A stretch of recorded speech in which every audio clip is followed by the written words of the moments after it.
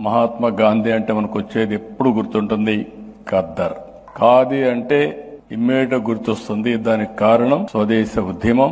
ఈ రాట్నమే దేశానికి ఆయుధమైంది, తిరుగుబాటు సాధనమైంది. కడాన మనకు స్వాతంత్రాన్ని తెచ్చిపెట్టే మహత్తర కార్యక్రమానికి ప్రధానమైన కారణం ఈ ఖాదీ రాట్నం అని చెప్పి కూడా నేను మీకు తెలియజేస్తున్నాను. ఆ మహనీయుడు మనకు నేర్పించింది సత్యం, అహింస, స్వదేశీ, గ్రామ స్వరాజ్యం.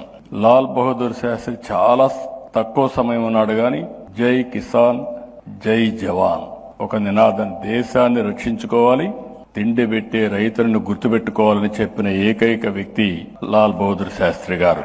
అలాంటి మహనీయులకి నివాళులర్పిస్తూ ఈరోజు మనం సమావేశమైంది ఒక స్ఫూర్తిని నింపడానికి.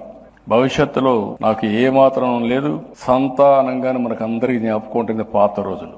ఊర్లో తయారయ్యే వస్తువులు, అవసరమైన వస్తువులన్నీ సంతకు తీసుకొస్తాం. వారానికి ఒక రోజు ఆ సంతకు పోయి అన్ని వస్తువులు కొనుక్కుంటాం.